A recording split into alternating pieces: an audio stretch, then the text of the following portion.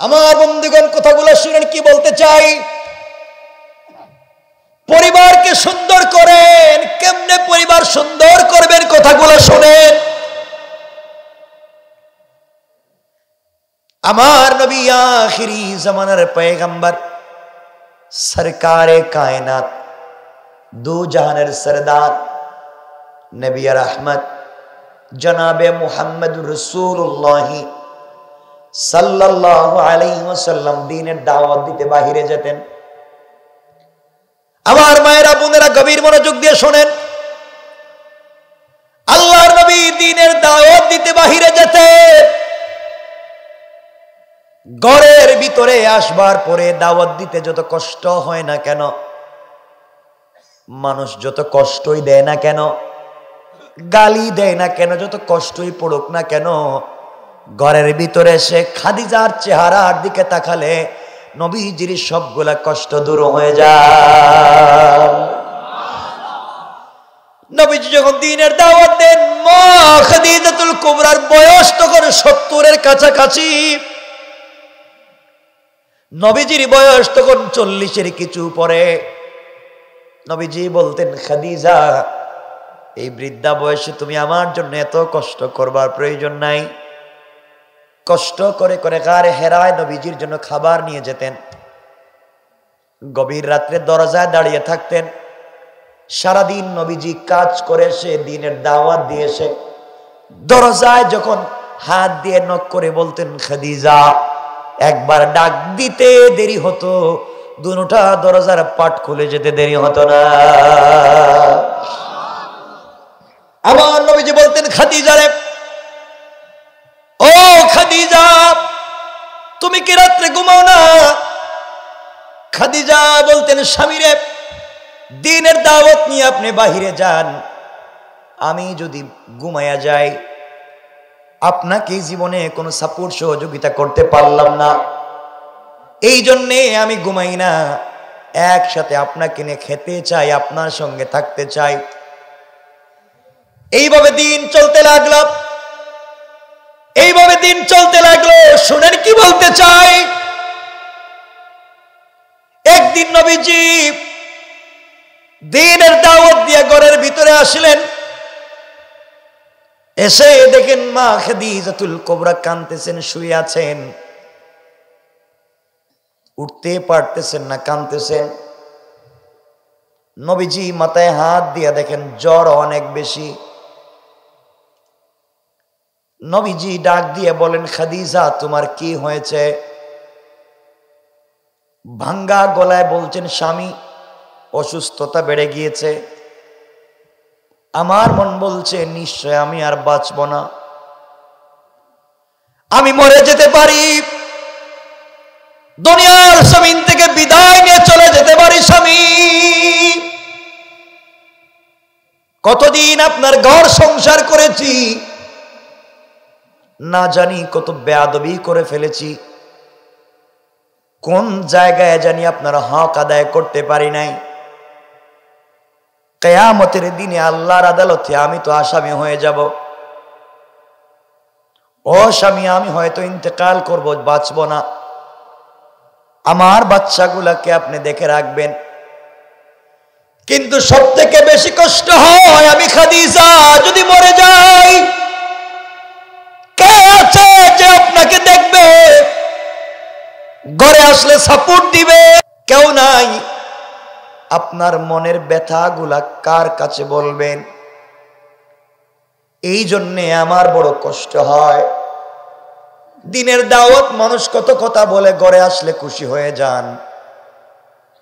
আমিও চেষ্টা করি আপনাকে খুশি রাখবার, না জানি মরে যাব কে আপনাকে দেখে রাখবে।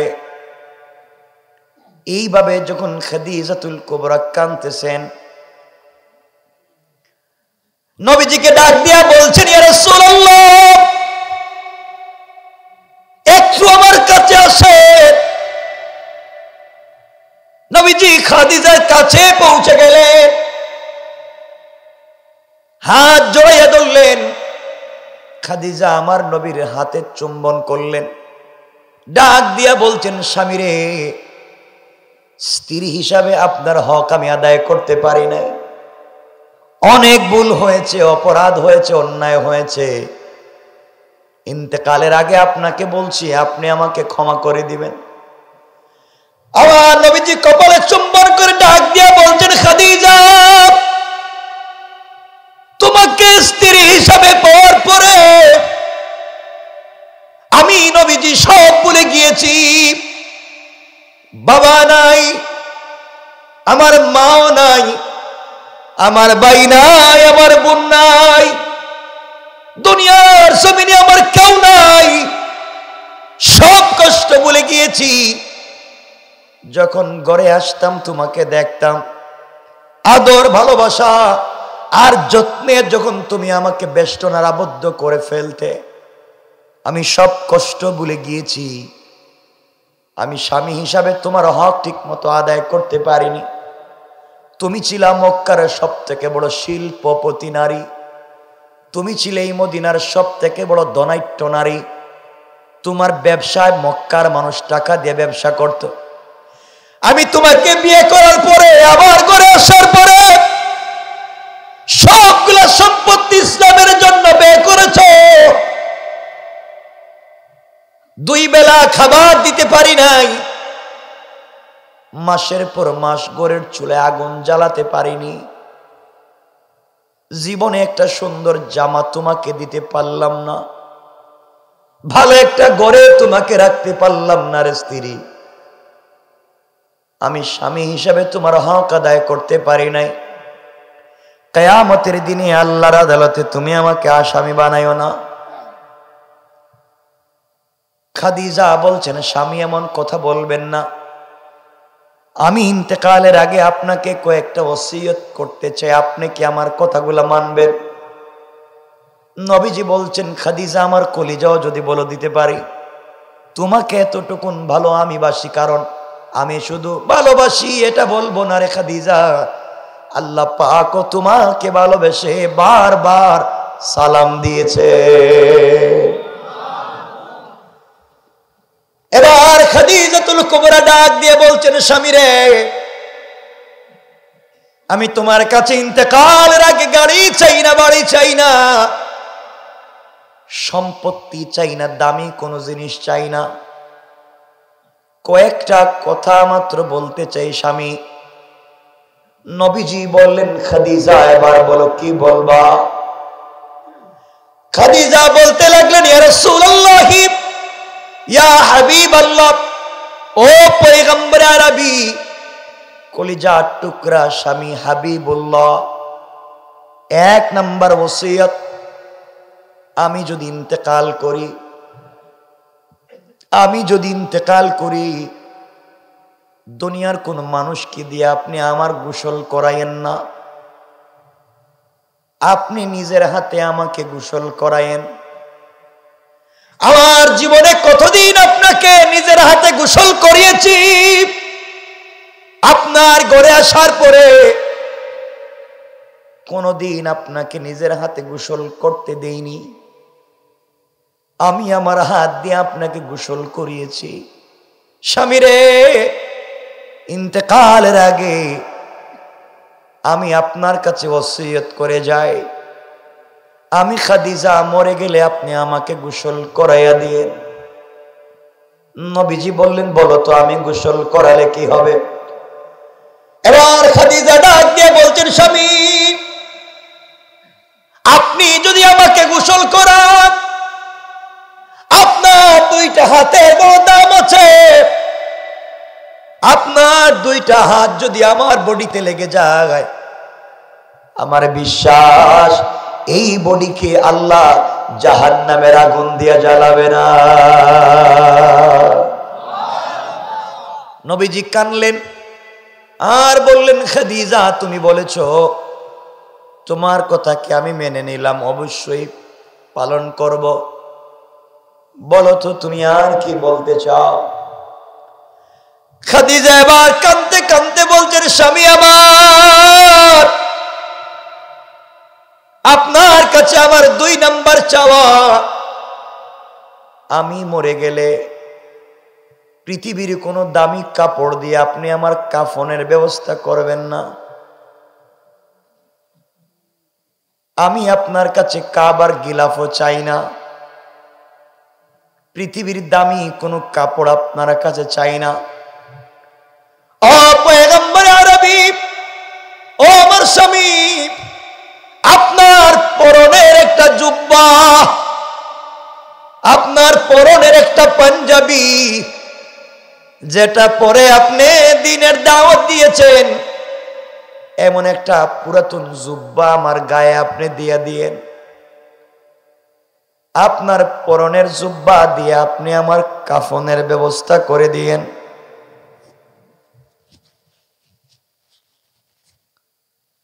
নবীজি এবার বললেন, খাদিজা বলো তো আমার কাপড় দিলে কি হবে? খাদিজা ডাক দিয়া বলছেন, স্বামী রে, আপনার কাপড়ের অনেক দাম, আপনার বডিতে যেই জুব্বা লেগেছে তার তো অনেক দাম হয়ে গিয়েছে।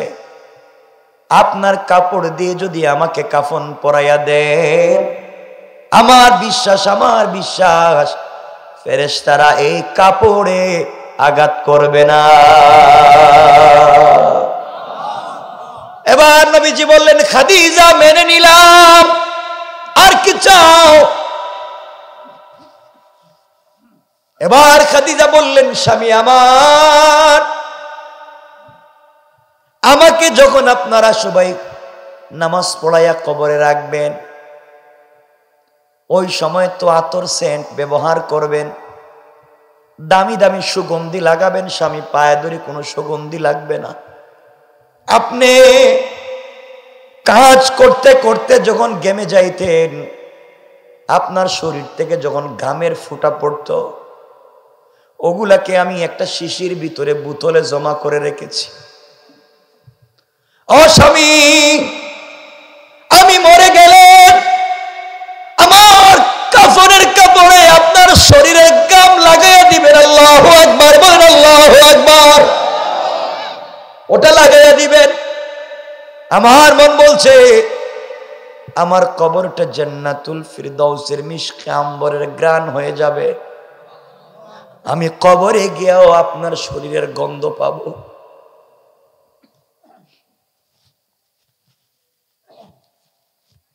ও স্বামী, দুনিয়ার জমিনে আপনার কাছে আমি আর কিছুই চাই না।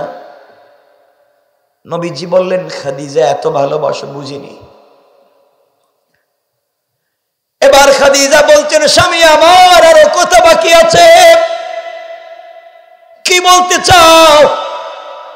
খাদিজা বলছেন, স্বামী আমার জানাজার ইমামতি অন্য কোন সাহাবীকে দিয়ে করায়েন না,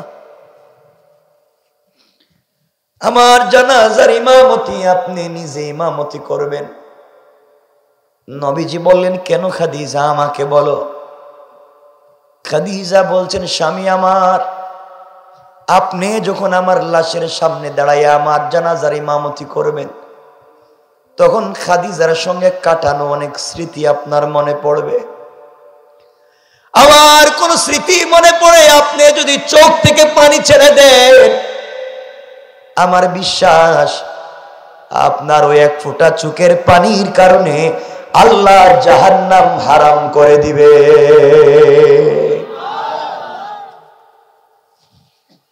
নবীজি বললেন, তাও মানলাম, আর কি বলো।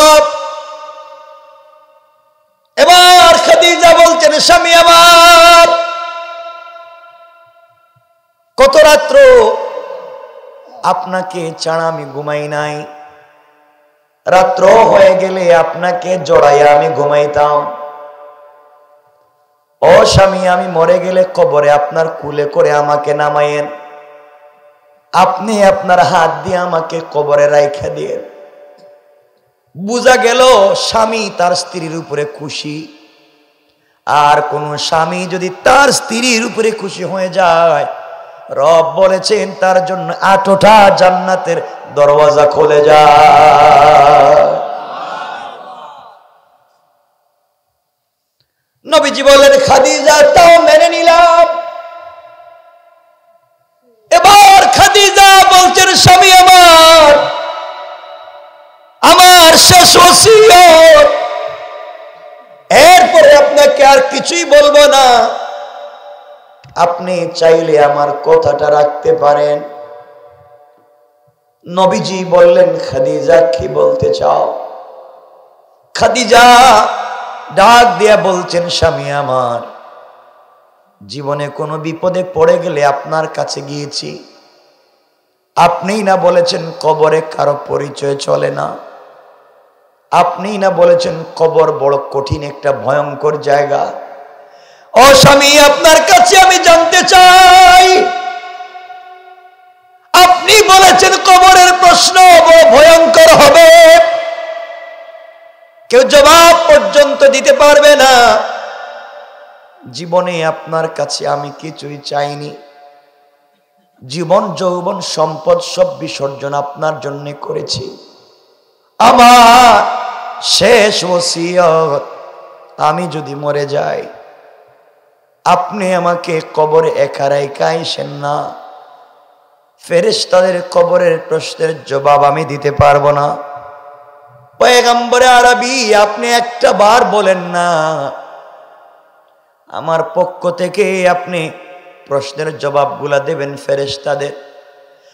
এবার নবীজি খাদিজাকে জড়িয়ে কান্না করে ডাক দিয়ে বলছেন, খাদিজা, কথা দিলাম, কথা দিলাম, আমার জন্য তুমি জীবনে যা করেছো, ইসলামের জন্য জিন্দেগিতে তুমি যা করেছো খাদিজা, তোমাকে ভুলে যাওয়ার কোনো সুযোগ নাই। কথা দিলাম, তোমাকে কবরে একা রেখে আমি আসব না।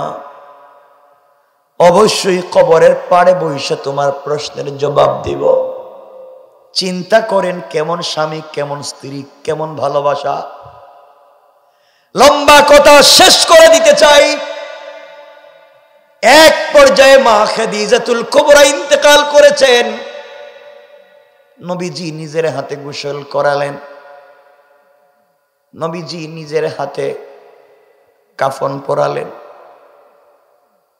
নিজের গাম থেকে মিশকে আম্বর লাগাইয়া দিলেন। হযরতে খাদিজাতুল কুবরা নিজে, হযরত রাসূল পাক নিজে জানাজার ইমামতি করলেন, নিজের হাতে কবরে রেখে দিলেন। মাটি দিয়া যখন সবাই চলে যাচ্ছে,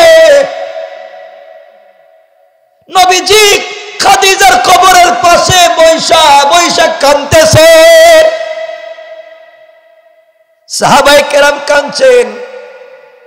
ইয়া রাসূলুল্লাহ, আপনি ভেঙ্গে পড়ে যাবেন না, চলেন না আমাদের সঙ্গে, আপনি এখানে বসে কষ্ট করবেন কেন?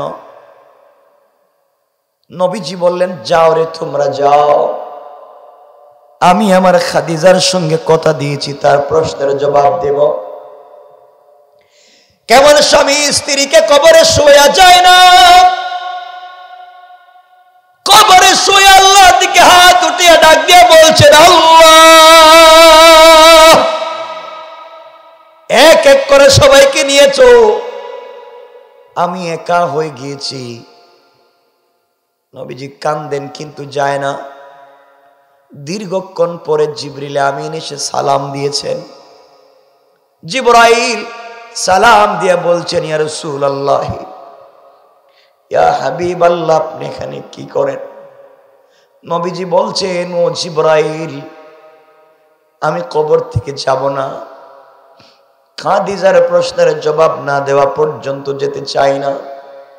জিবরাইল বলছেন, ইয়া রাসূলুল্লাহ, আপনি কবরের পাশে অথবা কবরে বসে থাকবেন, কোন ফেরেশতারা খাদিজাকে প্রশ্ন করতে পারবে না। কোন ফেরেশতা খাদিজাকে প্রশ্ন করতে আসতে পারে না।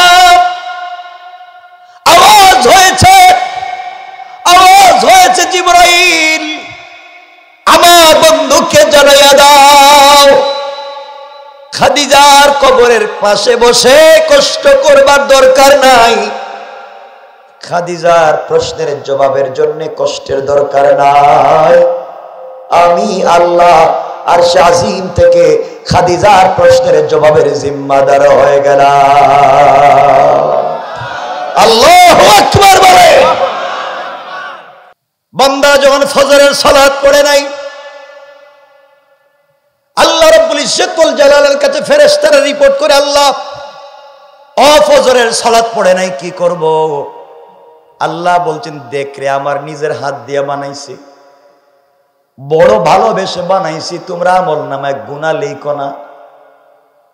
আমি রাত্রবেলা ডাক দিছি, হয়তো ঘুম থেকে উঠতে পারে নাই, আমি আরো 3-4 ঘন্টা পরে আবার ডাক দিব, দেখি তো আসে কিনা।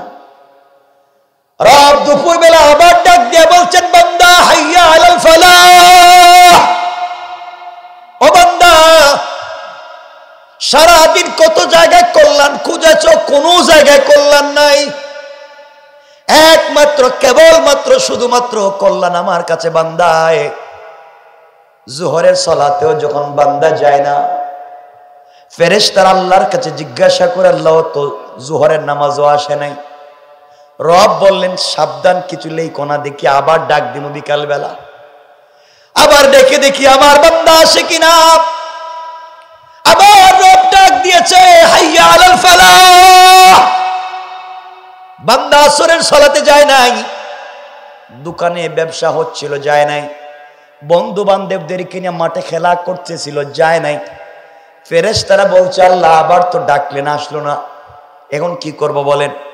আল্লাহ বলেন, ফেরেশতারা 1 ঘন্টা পরে সন্ধ্যার টাইমে আবার ডাকবো, ওই টাইমে দেখি বান্দা আসে কিনা, সাবধান, কিছু লেখো না। আবার যখন অন্ধকার হয়ে যায়, আল্লাহ ডাক দিয়ে বলছেন, বান্দারে, এই অন্ধকারের কোন একটা দিনে আমি দুনিয়া ভেঙে ফেলে দেব। ইয়াউমা তাকুনুস সামাউ কাল মুহল, যেই দিন আসমানগুলো বিগলিত তামার মতো গলে গলে পড়ে যাবে।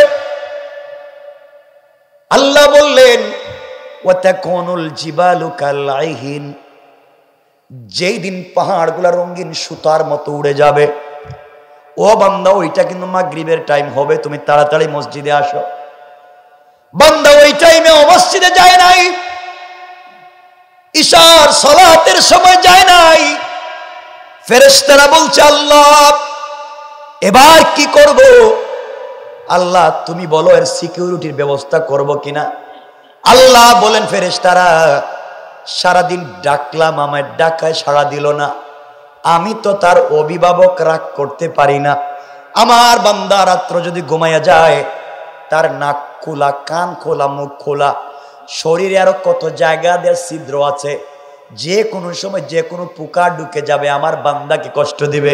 বান্দারে, সারাদিন আমার বান্দা আমাকে মনে করে নাই, আমাকে ভুলে গিয়েছে।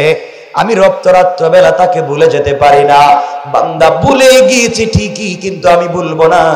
রাত্রবেলা আমার বান্দার পাহারার জন্য, সিকিউরিটির জন্য 19 জন ফেরেশতা নিযুক্ত করে দাও। সুবহানাল্লাহ বলেন। এত কিছুর পরে রব ভুলে যায় না। ও আমার বন্ধুগণ শোনো,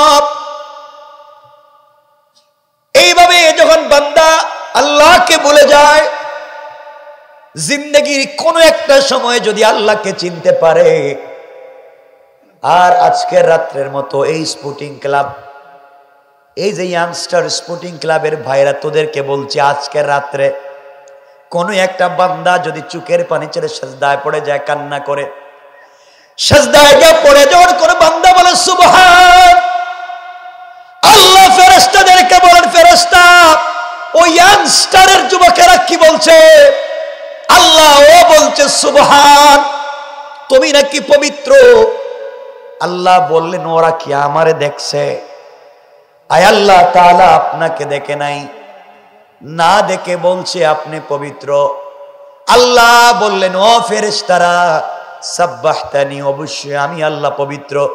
আর আমার বান্দা আমাকে না দেখে আজকে রাত্রে চোখের পানি ছেড়ে স্বীকার করবার কারণে সাব্বাহতুকা, বান্দা তোকে দুনিয়ায় বানালাম আমি আল্লাহ পবিত্র, আর আখিরাতে পবিত্র বানায়া বিনা হিসাবে জান্নাতের ওয়াদা দিলাম।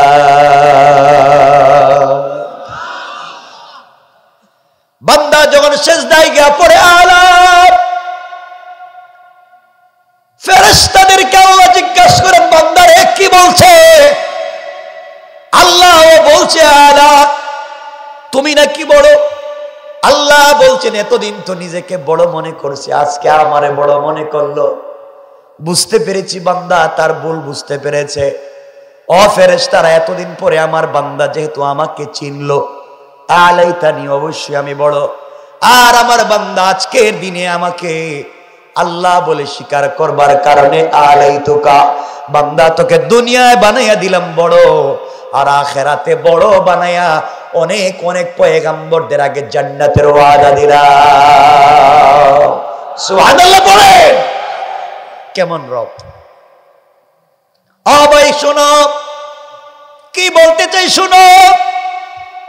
আজ রবকে তুমি ভুলে গিয়েছো। নিমক হারামের মতো রাত্রিকে ঘুমায় যাইবা, বালিশের সঙ্গে মাথাটা লাগায় ঘুমায় যাইবা। তুমি কি জানো না কিয়ামতের দিন তোমার বালিশ পর্যন্ত তোমার বিরুদ্ধে কথা বলবে? তোমার বালিশ বলবে রব তো না নামাজ পড়ে ঘুমায় গেছে। বাইরে পায়ে ধরে বলে যাই, যে কাজ যেখানে যে অবস্থায় থাকো, কোন সময় আল্লাহকে ভুলে যাইও না। পারবো না ইনশাল্লাহ? কষ্ট হচ্ছে না আপনাদের? কষ্ট হলে কিন্তু আমি রাইখা দিব। একটু হাত দেখান এখন, কার কার কষ্ট হচ্ছে? এখনো কষ্ট হইতেছে, এতক্ষণ ওয়াজ করলাম।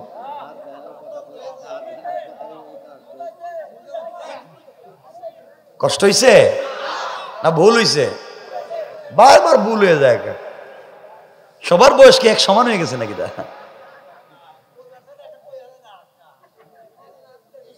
আপনাদের মনোযোগের চেষ্টা করতেছি, কারণ আমি, আপনারা ইন্টারনেটে আমাকে যারা চিনেন, আমাকে যারা দেখেন, ফলো করেন, বুঝবেন যে আমি কথা বলি যাদের সাথে তাদেরকে আমাকে চিনতে হবে, ওরা আমাকে চিনতে হবে। আমরা মজা করে দিন শিখতে চাই। সুবহানাল্লাহ বললেন না? কারণ এটা তো রসুলের সুন্নাত। রসুলও মজা করে দিন শিখাইতেন। সুবহানাল্লাহ বলেন। বলবো নাকি? তাহলে তো রাত্রে শেষ হয়ে যাবে। নবীও মজা করে দিন শিখাতেন। সুবহানাল্লাহ বলেন। দুষ্টামি করতেন, মজা করতেন। একদিন বুখারীর হাদিস, নবীজি সাল্লাল্লাহু আলাইহি ওয়াসাল্লাম বসেছেন, এই সাইডে বসেছেন আবু বকর সিদ্দিক আকবর, এই সাইডে বসেছেন ওমর, ওখানে বসেছেন, এখানে বসেছেন আবু বকর, এখানে আলী, ওখানে ওমর, ওখানে ওসমান, সবাই বসেছেন। দুইজন শ্বশুর, দুইজন জামাই। সুবহানাল্লাহ বললেন না? আরো সাহাবায়ে কেরাম সবাই বসছেন। নবীজি মাঝে মাঝে বিনোদন করতেন, মজা করতেন। তো নবীজি বললেন, শোনো, আজকে আমরা সবাই বসছি একসাথে, খেজুর খাবো। কে খাবো? খেজুর খাবো। সবাইকে রাসূল বলেন, আমি বন্টন করে দিচ্ছি খেজুর, সবাইকে খেজুর দিচ্ছেন। তো একটা কথা মনে রাখবেন, রাসূলের এই সমস্ত সাহাবায়ে কেরামের মধ্যে হযরত ওমর এবং হযরত আলী, হযরত ওমর এবং আবু বকর, এরা ছিলেন লম্বা মানুষ। কি মানুষ? কথা বলেন না কেন? বেশি লম্বা ছিলেন হযরত ওমর।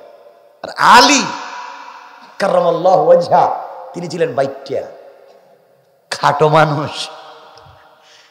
খাটো ছিলেন কিন্তু জ্ঞান ছিল বেশ। সুবহানাল্লাহ বলেন।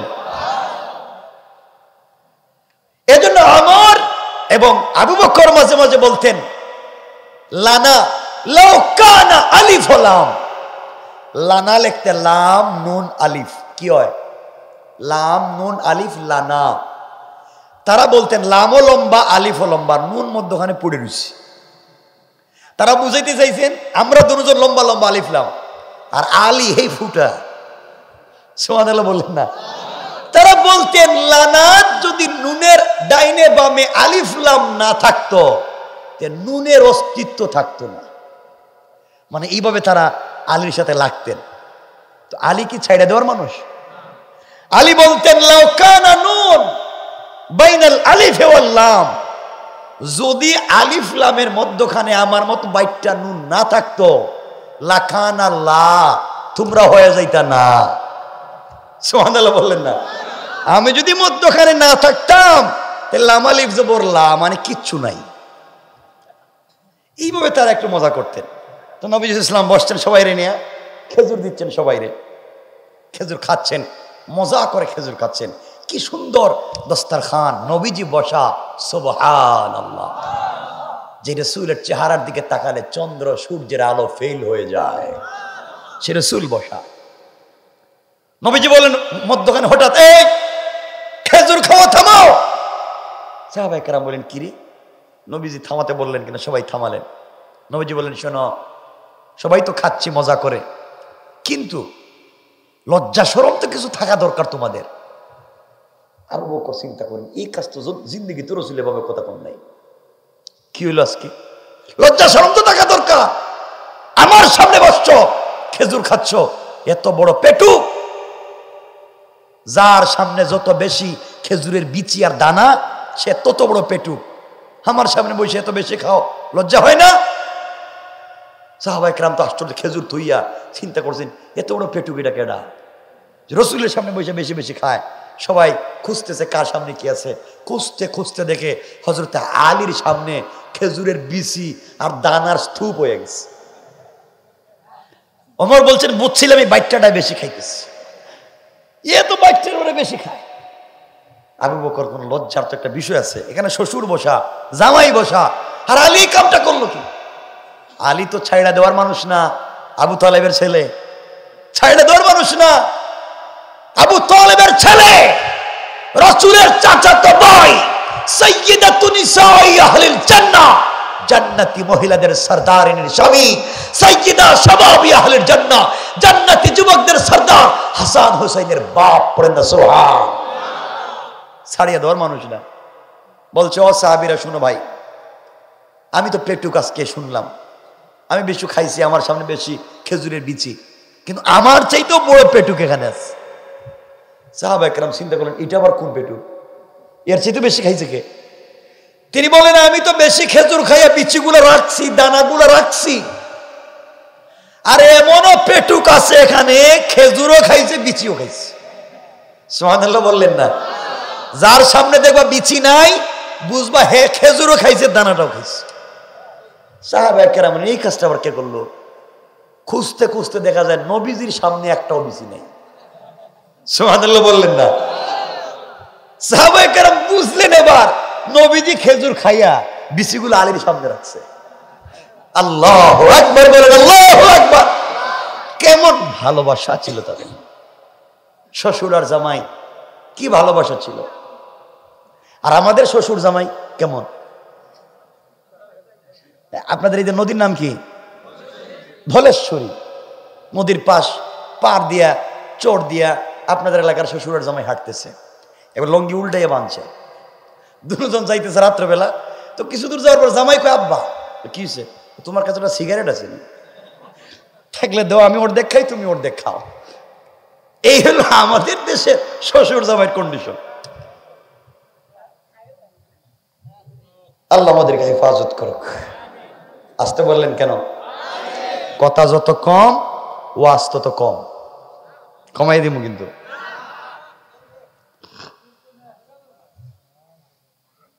আমার বন্ধুগণ, আমার ভাইরা কথাগুলো বুঝেন তো, যে কথা বলতে চাইলাম কথাগুলো দিল দিয়ে শোনো। রবের কাছে চাও, রব বলেছেন আমি তোদেরকে মাফ করে দেব। আল্লাহর কাছে চাও, শান্তিভাবে চাও, মজা করে চাও, মাফ করে দিবেন কে? আওয়াজ করে বলেন কে? কোরআন মানুষকে পরিবর্তন করতে পারে, যে কথা বলাই শুরু করেছিলাম। আমার বন্ধুগণ, কোরআন মানুষকে কেমনে পরিবর্তন করে, গভীর মনোযোগ দিয়ে শুনেন কি বলতে চাই। খলিফাতুল মুসলিমিন, আমিরুল মুমিনিন হযরতে ওমর ফারুক রাদিয়াল্লাহু তাআলা আনহুর জামানায় ওমরের কাজ ছিল রাত্রবেলা ঘর থেকে বের হয়ে জনগণের খবর নেওয়া, কে কোন অবস্থায় আসছে তা জানবার জন্য ওমর ঘর থেকে বের হতেন। হযরত ওমর একদিন গভীর রজনীতে ঘর থেকে বের হলেন, দীর্ঘ পথ চলতে লাগলেন। গভীর রাত্রি কিছু দূর যাওয়ার পরে দেখেন একটা জোয়ান ছেলে, একটা নজওয়ান যুবক ছেলে কাঁধের মধ্যে একটা ব্যাগ নিয়ে দ্রুত গতিতে চলে যায়। হযরত ওমর তাড়াতাড়ি করে তার সামনে গেলেন, তরবারি খুললেন, কুশমুক্ত করলেন, আর বললেন, যুবক রে, তুমি আমাকে চিনতে পেরেছো কি? আমি ওমর বলছি। তুমি এত রাত্রবেলা বস্তা হাতে নিয়ে কই যাও? তোমার পরিচয় দাও, তোমার কাছে কি আছে আমাকে বলো, নচেত তোমার শরীর থেকে মাথাটা আলাদা করে দেব। যুবক বলছে এখন চিন্তায় পড়ে গেছে, কি বলবে। যুবকটা এই মাত্র বাজার থেকে 2 বোতল মদ কিনেছে। কি কিনছে? 2 বোতল মদ কিনেছে, অথবা 2 বোতল মদ বানিয়েছে, বাড়িতে নিয়ে যাবে, বন্ধু বান্ধবদের সঙ্গে মজা করে খাবে। আমারের হাতে ধরা পড়ে গিয়েছে, বাঁচবার কোনো পদ্ধতি নাই, অমর তো মেরেই ফেলবে মদ দেখবার পরে। যুবক কৌশল করে বলছে, খলিফাতুল মুসলিমিন আমিরুল মুমিনিন, আমার হাতে যে বোতল দেখতেছেন এই বোতলে আছে দুধ। কি আছে? আমার বোতলে আছে গরম দুধ। ওর চিন্তা হলো দুধ বলবার পরে আর ছেড়ে দিবে, দেখবে না। আমার বললেন এত রাত্রবেলা দুধ নিয়ে কোথায় যাও? যুবক তো এখন মহা বিপদে, এখন কি উত্তর দেই? যুবক বলছে, খলিফাতুল মুসলিমিন আমিরুল মুমিনিন, আমি দুধের বোতলগুলা নিয়ে যাই, আমার বোন অসুস্থ, আব্বা দিছেন। মিথ্যার উপরে মিথ্যা। আমার বলেন বাহির কর দেখি তো বোতলে কি আছে। এবার তো আরো বড় বিপদ। মদকে যদি মদ বলতাম হয়তো জীবনে বাঁচতেও পারতাম, মদকে তো মদ বলি নাই, উল্টা দুধ বলেছি। নিশ্চয় অপরাধ ডাবল করে ফেলেছি, মেরেই ফেলবে আমার। আমার বললেন বোতল বাইর কর, তোর বোতলে দুধগুলো আমি দেখি।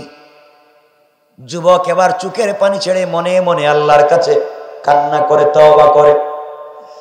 আমি যে আয়াত পড়েছিলাম, আল্লাহ বলছেন, ওয়াল্লাযীনা ইয়াকুলুনা রাব্বানা সরিফ আন্না আযাব জাহান্নাম ইন্না আযাবাহা কানা গরামা। আল্লাহ বলেছেন, বান্দারে সাকারাতের আগে তওবা করলে আমি মাফ করে দেব। এবার আল্লাহর গোলাম কান্না করে আল্লাহকে ডাক দিয়া বলছে, আল্লাহ, অপরাধ করেছি, অমরের হাতে ধরা পড়ে গিয়েছি, মদের বোতলকে আমি দুধ বলে চালিয়ে দিয়েছি। ভাবছিলাম অমর হয়তো দেখবে না, আমাকে ছেড়ে দিবে। মহা বিপদে পড়েছি, অমর তো আমাকে ছাড়বে না, আমাকে ছাড়বে না। আয় আল্লাহ, আমাকে ছেড়ে দিবে না, মরে যাব আর বাঁচবো না। বুঝতে পেরেছি অমর এখন আমাকে হত্যা করে ফেলবে। কেন আমি মদকে দুধ বলতে গেলাম? আয় আল্লাহ, মনে মনে তোমার সঙ্গে ওয়াদা, পাক্কা ওয়াদা, আজকে যদি অমরের হাত থেকে আপনি আমাকে বাঁচাইয়া দেন, অমরের হাত থেকে যদি তুমি আমাকে বাঁচাইয়া দাও, কথা দিলাম আর জীবনে কোনোদিন মদের বোতলে হাত লাগাবো না। মদ পান করা তো দূরের কথা, মদের ধারে কাছেও যাব না। শুধু আজকের দিনে অমরের হাত থেকে আমাকে বাঁচাইয়া দাও। ওমর এমন কঠিন মানুষ, কোন নসিহত শুনবে না, মেরেই ফেলবে। আল্লাহ, তওবা করলাম, কথা দিলাম আর কোনোদিন খাবো না, ছেড়ে দাও, আমাকে বাঁচাইয়া দাও। এইভাবে যুবক কান্না করতে করতে মদের 2টা বোতল বের করে অমরের হাতে দিয়েছে। অমর মদের বোতলগুলো খুলে হাতের মধ্যে নিয়ে দেখে বোতলের ভিতরে গরম গরম দুধ রয়েছে। কোন সুবহানাল্লাহ। অমর বললেন, যুবক বেঁচে গেলে, গরম দুধ দেখতেছি, নিয়ে তাড়াতাড়ি চলে যা। যুবক এবার দুধ বোতলগুলা নিচে রেখে কাঁদতেছে আর বলতেছে, হুজুর, খলিফাতুল মুসলিমিন আমিরুল মুমিনিন, মিথ্যা বলেছি, অন্যায় বলেছি, আমার বোতলের ভিতরে তো দুধ নাই, মদ আছে। ওমর বলেন, আমি তো দেখলাম দুধ। যুবক বলছে, হুজুর, এইমাত্র 2 বোতল মদ নিয়ে এসেছি, বাড়িতে যাব, মজা করে পান করব। আপনাকে দেখবার পরে মনে মনে আল্লাহর কাছে তওবা করেছি আর বলেছি আল্লাহ কথা দিলাম আর নাফরমানি করব না, আর জীবনে কোনোদিন মদের বোতলে হাত দিব না। রব তুমি কি আমাকে আজকের দিনে বাঁচাইয়া দিতে পারো না? এই কথা বলে আপনার হাতে বোতল দিয়েছি। রব দেখি আমার দোয়াকে কবুল করে মদের বোতলকে দুধ বানাইয়া দিয়েছে। সুবহানাল্লাহ, জোরে পড়ে। এজন্যে আমরা কার কাছে চাইবো? সবাই বললেন না, আরো জোরে বলেন। এই জন্য যদি আল্লাহর কাছে চাইতেই হয়, সবাই মিলে যদি জান্নাতে যেতে হয়, 4 গুণ বলেছি হাদিসে, নবীজি আরো 4 গুণ বলেছেন। এর মধ্যে 4 গুণ হাদিসে রাসূল বলেছেন এই 4 গুণ অর্জন করলে জান্নাতে যাওয়া যাবে। এই গুণগুলো অর্জন করতে হলে পরিবারকে সুন্দর করা লাগবে। বন্ধুগণ, ভালো করে একটা কথা মনে রাখবেন, আপনি যত বড় বুজুর্গ হন না কেন, যত বড় ওলি আর গৌস কুতুব নিজেকে দাবি করেন না কেন, কিয়ামতের দিন আপনার স্ত্রী যতক্ষণ পর্যন্ত আপনাকে সার্টিফাই না করছে ততক্ষণ পর্যন্ত কিন্তু আপনি জান্নাতে যেতে পারবেন না। কারণ পৃথিবীতে আপনি যত বড় বুজুর্গ মানুষের কাছে বলতে চান, বউ জানে আপনি কত নম্বরের বুজুর্গ। কথা বললেন না? পাবলিকের কাছে আপনি যাই হন, যত বড়ই কিছু হন না কেন, বউ জানে আসলে আপনি কোন জিনিস। ঠিক কিনা বলেন? আল্লাহ বলে দিয়েছে কিয়ামতের দিন স্ত্রীর কাছ থেকে আমি আদায় করব স্বামী কেমন ছিল, আর স্বামীকে জিজ্ঞাসা করব স্ত্রী কেমন ছিল। একজনে যদি আরেকজনের ব্যাপারে উত্তম কথা বলে, রব বলেছেন আমি বিচারও করব না, আমলনামার খাতাও দেখব না, মাফ করে দিব। একটু আস্তে কোন সুবহানাল্লাহ। তাইলে আমাদের উচিত পরিবারকে সুন্দর করা, স্বামী স্ত্রী সম্পর্ককে সুন্দর করা। ইনশাআল্লাহ বলেন, ইনশাআল্লাহ। কেমনে করতে হবে এই কথা বলি আমরা আলোচনা শেষ করতে যাইব। বাকি 4 গুণ আর বলবো না আজকে। 12:15 গেছে, 12:15 গেছে। আর না, আপনারা কত লইয়া থাকেন, কষ্ট হচ্ছে না? না কি এটা হয়, সবারই হয়।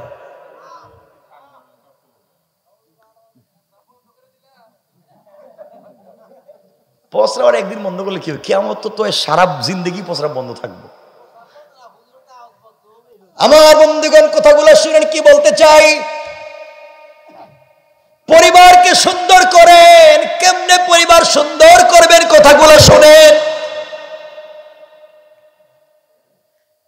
আমার নবী আখিরি জামানার পয়গম্বর, সরকারে কায়নাত, দু জাহানের সরদার, নবী রহমত জনাবে মুহাম্মদুর রাসূলুল্লাহ সাল্লাল্লাহু আলাইহি ওয়াসাল্লাম দ্বীনের দাওয়াত দিতে বাহিরে যেতেন। আমার মায়েরা বোনেরা গভীর মনোযোগ দিয়ে শোনেন। আল্লাহর নবী দ্বীনের দাওয়াত দিতে বাহিরে যেতেন। ঘরের ভিতরে আসবার পরে দাওয়াত দিতে যত কষ্ট হয় না কেন, মানুষ যত কষ্টই দেয় না কেন, গালি দেয় না কেন, যত কষ্টই পড়ুক না কেন, ঘরের ভিতরে এসে খাদিজার চেহারার দিকে তাকালে নবীজির সবগুলা কষ্ট দূর হয়ে যায়। নবীজি যখন দ্বীনের দাওয়াত দেন, মা খাদিজাতুল কুবরার বয়স তখন 70-এর কাছাকাছি। নবীজির বয়স তখন 40-এর কিছু পরে। নবীজি বলতেন, খাদিজা, এই বৃদ্ধা বয়সে তুমি আমার জন্য এত কষ্ট করবার প্রয়োজন নাই। কষ্ট করে করে গারে হেরায় নবীজির জন্য খাবার নিয়ে যেতেন। গভীর রাত্রে দরজায় দাঁড়িয়ে থাকতেন। সারাদিন নবীজি কাজ করে এসে দ্বীনের দাওয়াত দিয়ে এসে দরজায় যখন হাত দিয়ে নক করে বলতেন, খাদিজা, একবার ডাক দিতে দেরি হতো, দুটা দরজার পাট খুলে যেতে দেরি হতো না। আমার নবীজি বলতেন, খাদিজা রে, খাদিজা, তুমি কি রাত্রে ঘুমাও না? খাদিজা বলতেন, স্বামীরে দ্বীনের দাওয়াত নিয়ে আপনি বাহিরে যান, আমি যদি ঘুমায়া যাই আপনাকে জীবনে কোনো সাপোর্ট সহযোগিতা করতে পারলাম না, এই জন্যে আমি ঘুমাই না। একসাথে আপনাকে নিয়ে খেতে চাই, আপনার সঙ্গে থাকতে চাই। এইভাবে দিন চলতে লাগলো, এইভাবে দিন চলতে লাগলো। শুনেন কি বলতে চাই। একদিন নবীজি দ্বীনের দাওয়াত দিয়ে ঘরের ভিতরে আসলেন। এসে দেখেন মা খাদিজাতুল কুবরা কাঁদতেছেন, শুয়ে আছেন, উঠতে পারতেছেন না, কাঁদতেছেন। নবীজি মাথায় হাত দিয়ে দেখেন জ্বর অনেক বেশি। নবীজি ডাক দিয়ে বলেন, খাদিজা তোমার কি হয়েছে? ভাঙ্গা গলায় বলছেন, স্বামী অসুস্থতা বেড়ে গিয়েছে, আমার মন বলছে নিশ্চয় আমি আর বাঁচব না, আমি মরে যেতে পারি, দুনিয়ার জমিন থেকে বিদায় নিয়ে চলে যেতে পারি। স্বামী কতদিন আপনার ঘর সংসার করেছি, না জানি কত বেয়াদবি করে ফেলেছি, কোন জায়গায় জানি আপনার হক আদায় করতে পারি নাই। কিয়ামতের দিনে আল্লাহর আদালতে আমি তো আসামি হয়ে যাব।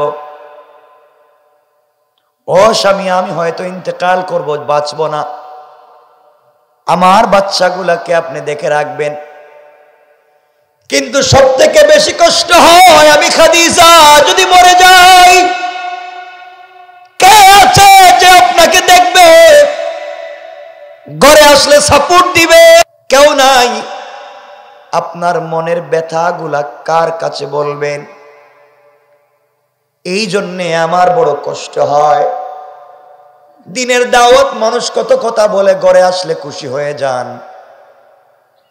আমিও চেষ্টা করি আপনাকে খুশি রাখবার, না জানি মরে যাব কে আপনাকে দেখে রাখবে। এইভাবে যখন খাদিজাতুল কুবরা কাঁদতেছেন, নবীজিকে ডাক দিয়া বলছেন, ইয়া রাসূলুল্লাহ একটু আমার কাছে আসেন।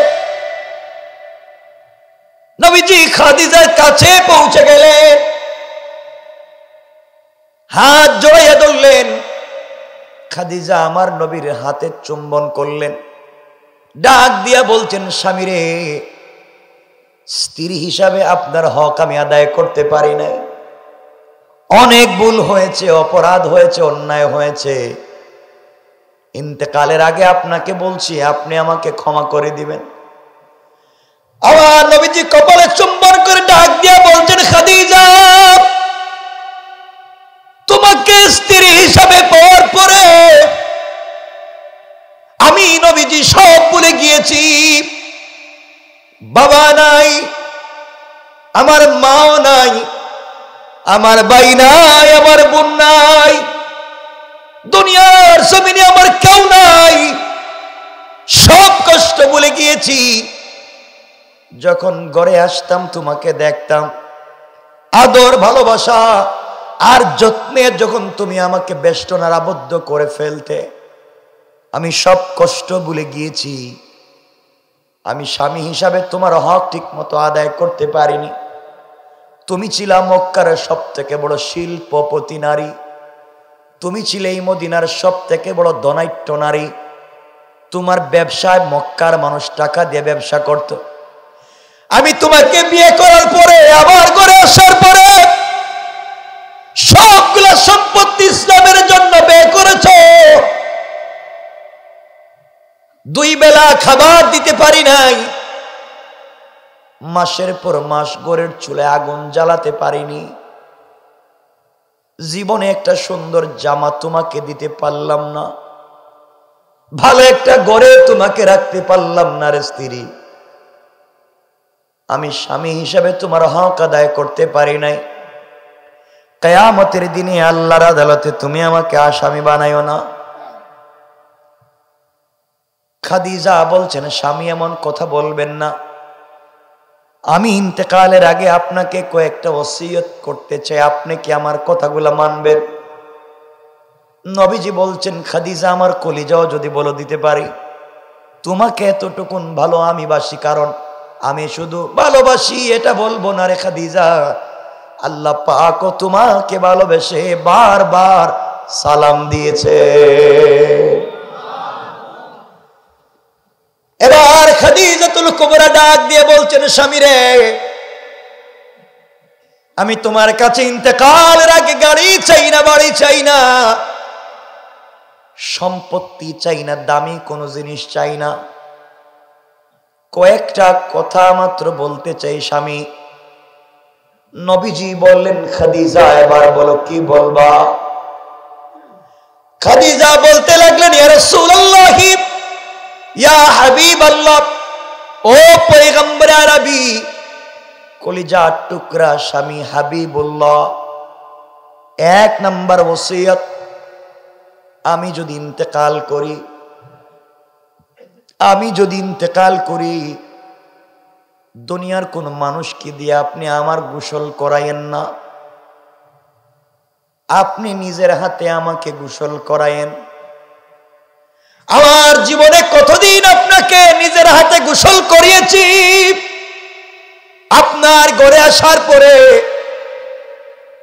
কোনদিন আপনাকে নিজের হাতে গোসল করতে দেইনি, আমি আমার হাত দিয়ে আপনাকে গোসল করিয়েছি।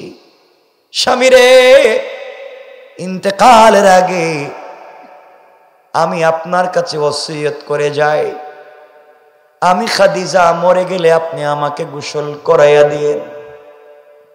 নবীজি বললেন, বলো তো আমি গোসল করালে কি হবে? এবার খাদিজা ডাক দিয়ে বলছেন, স্বামী, আপনি যদি আমাকে গোসল করান, আপনার দুইটা হাতের বড় দাম আছে, আপনার দুইটা হাত যদি আমার বডিতে লেগে যায়, আমার বিশ্বাস এই বডিকে আল্লাহ জাহান্নামের আগুন দিয়ে জ্বালাবে না। নবীজি কানলেন আর বললেন, খাদিজা তুমি বলেছ, তোমার কথা কি আমি মেনে নিলাম, অবশ্যই পালন করব, বলো তো তুমি আর কি বলতে চাও? খাদিজা এবার কাঁদতে কাঁদতে বলছেন, স্বামী আমার, আপনার কাছে আমার 2 নাম্বার চাওয়া, আমি মরে গেলে পৃথিবীর কোনো দামি কাপড় দিয়ে আপনি আমার কাফনের ব্যবস্থা করবেন না। আমি আপনার কাছে কাবার গিলাফও চাই না, পৃথিবীর দামি কোনো কাপড় আপনার কাছে চাই না। ও পয়গম্বর আরবি, ও আমার স্বামী, আপনার পরনের একটা জুব্বা, আপনার পরনের একটা পাঞ্জাবি, যেটা পরে আপনি দ্বীনের দাওয়াত দিয়েছেন, এমন একটা পুরাতন জুব্বা আমার গায়ে আপনি দিয়ে দিয়েন। আপনার পরনের জুব্বা দিয়ে আপনি আমার কাফনের ব্যবস্থা করে দিয়েন।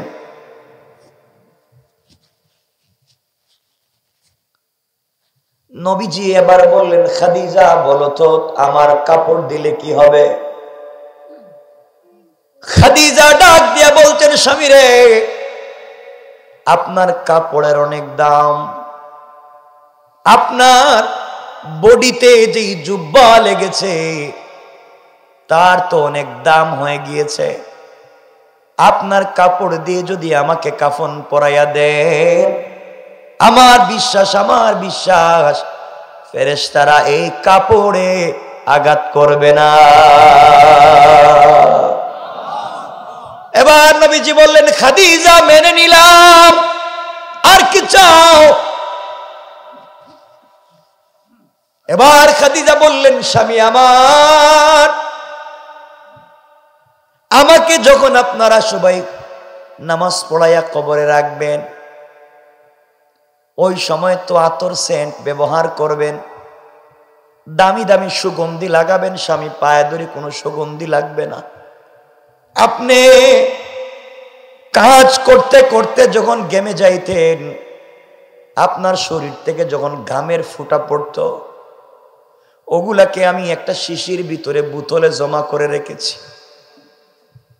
ও স্বামী, আমি মরে গেলে আমার কাফনের কাপড়ে আপনার শরীরে গাম লাগাইয়া দিবেন। আল্লাহু আকবার বলেন, আল্লাহু আকবার।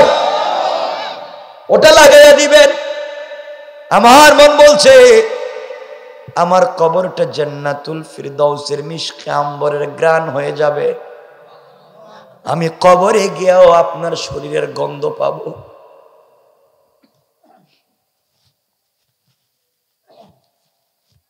ও স্বামী, দুনিয়ার জমিনে আপনার কাছে আমি আর কিছুই চাই না। নবীজি বললেন, খাদিজা এত ভালোবাসো বুঝিনি। এবার খাদিজা বলছেন, স্বামী আমার আরো কথা বাকি আছে, কি বলতে চাও? খাদিজা বলছেন, স্বামী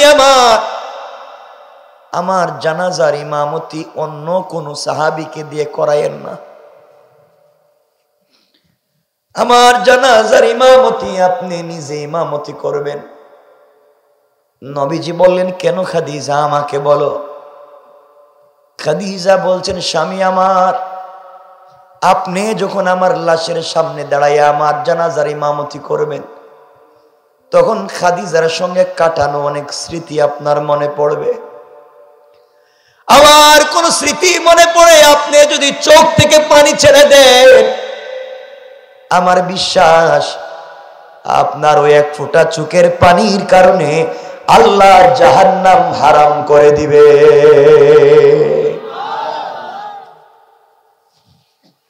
নবীজি বললেন, তাও মানলাম, আর কি বলো। এবার খাদিজা বলছেন, স্বামী কত রাত্র আপনাকে ছাড়া আমি ঘুমাই নাই। রাত্র হয়ে গেলে আপনাকে জড়াইয়া আমি ঘুমাইতাম। ও স্বামী, আমি মরে গেলে কবরে আপনার কুলে করে আমাকে নামাইয়েন। আপনি আপনার হাত দিয়ে আমাকে কবরে রাইখা দিয়ে। বুঝা গেল স্বামী তার স্ত্রীর উপরে খুশি। আর কোন স্বামী যদি তার স্ত্রীর উপরে খুশি হয়ে যায়, রব বলেছেন তার জন্য 8টা জান্নাতের দরওয়াজা খুলে যায়। নবীজি বললেন, খাদিজা তাও মেনে নিলাম। এবার খাদিজা বলছেন, স্বামী আমার শেষ ওসিয়ত, এরপরে আপনাকে আর কিছুই বলবো না। আপনি চাইলে আমার কথাটা রাখতে পারেন। নবীজি বললেন, খাদিজা কি বলতে চাও? খাদিজা ডাক দিয়া বলছেন, স্বামী জীবনে কোনো বিপদে পড়ে গেলে আপনার কাছে গিয়েছি। আপনিই না বলেছেন কবরে কারো পরিচয় চলে না। আপনিই না বলেছেন কবর বড় কঠিন একটা ভয়ঙ্কর জায়গা। ও স্বামী, আপনার কাছে আমি জানতে চাই, আপনি বলেছেন কবরের প্রশ্ন বড় ভয়ঙ্কর হবে, কেউ জবাব পর্যন্ত দিতে পারবে না। জীবনে আপনার কাছে আমি কিছুই চাইনি। জীবন যৌবন সম্পদ সব বিসর্জন আপনার জন্য করেছি। আমার শেষ ওসিয়ত, আমি যদি মরে যাই, আপনি আমাকে কবরে একা রাইখা আইসেন না। ফেরেশতাদের কবরের প্রশ্নের জবাব আমি দিতে পারবো না। পয়গম্বরে আরবি, আপনি একটা বার বলেন না, আমার পক্ষ থেকে আপনি প্রশ্নের জবাবগুলা দেবেন ফেরেশতাদের। এবার নবীজি খাদিজাকে জড়িয়ে কান্না করে ডাক দিয়ে বলছেন, খাদিজা কথা দিলাম আমার জন্য তুমি জীবনে যা করেছো, ইসলামের জন্য জিন্দেগিতে তুমি যা করেছো খাদিজা, তোমাকে ভুলে যাওয়ার কোনো সুযোগ নাই।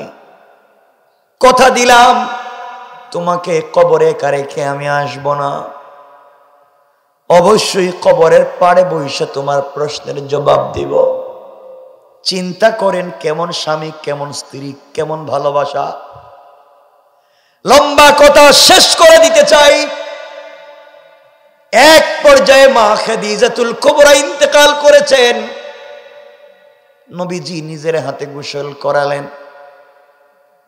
নবীজি নিজের হাতে কাফন পরালেন,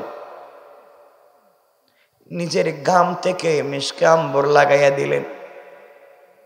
হযরতে খাদিজাতুল কুবরা নিজে, হযরত রাসূল পাক নিজে জানাজার ইমামতি করলেন,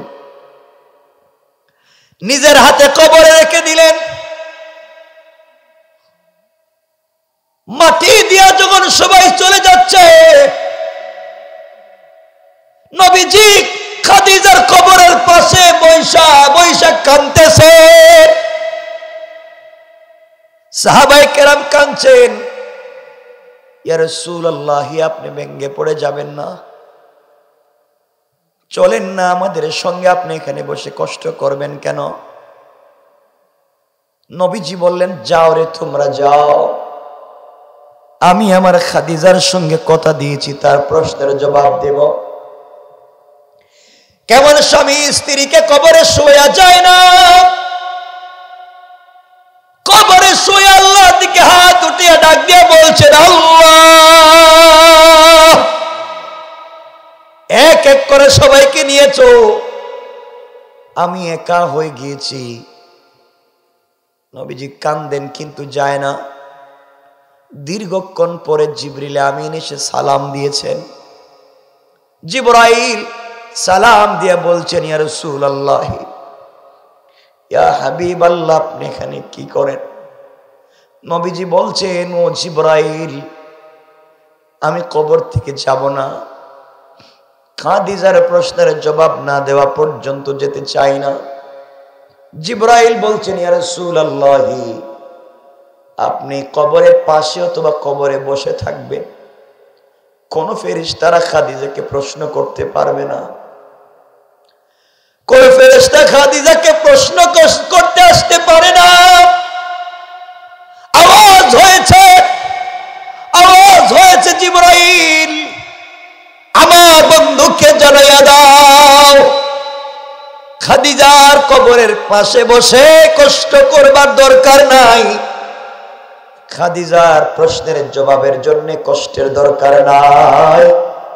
আমি আল্লাহ আরশে আজিম থেকে খাদিজার প্রশ্নের জবাবের জিম্মাদার হয়ে গেলাম। আল্লাহু আকবার বলে। কেমন পরিবার, কেমন স্বামী স্ত্রী, কেমন ভালোবাসা ছিল তাদের মধ্যে। দিন শেষে আমি ওটাই বুঝাতে চাই, জান্নাত এত সহজ না, এত সহজ না। জান্নাতে যেতে হলে সর্বপ্রথম যেই কাজ করা লাগবে, ওই কাজ হলো নিজের ঘরকে পরিপাটি করা লাগবে। দুনিয়ার মানুষ আপনাকে বাহবা দিলে কাজ হবে না। যদি স্ত্রী আপনাকে খারাপ ভাবে, স্ত্রী সারাদিন তাহাজ্জুদ পড়লে কাজ হবে না। যদি মূল কারণে স্বামী আপনার থেকে কষ্ট পায়, এই জন্যে সর্বপ্রথম যেই কাজ করতে হবে, ঘরের ভিতরে স্বামী স্ত্রীর সম্পর্ককে নবীজি এবং খাদিজার মতো করা লাগবে। কোন ঠিক কিনা? কথা কি বুঝতে পেরেছেন আমার?